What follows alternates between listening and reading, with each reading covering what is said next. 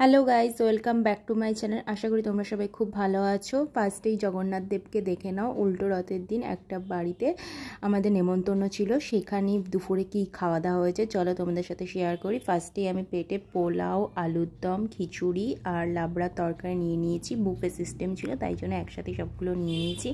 ফার্স্টে আমি খিচুড়ি আর লাবড়া তরকারি দিয়ে কিন্তু খেয়ে নিচ্ছিলাম। খিচুড়ি আর লাবড়া তরকারিটা কিন্তু দুর্দান্ত হয়েছিল, জাস্ট এক কথায় ওয়াও। আমার কিন্তু খুব ভালো লেগেছে খিচুড়ি আর লাবড়ার তরকারিটা।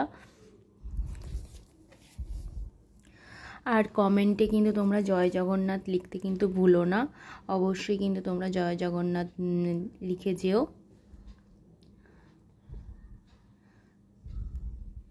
আর খিচুড়ি আর লাবড়ার তরকারি দিয়ে কিন্তু বেশ মজা করে খেয়ে নিচ্ছিলাম।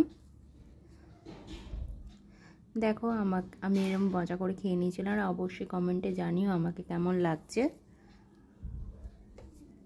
তারপরে পোলাও আর আলুর দম দিয়ে খেয়ে নিয়েছিলাম।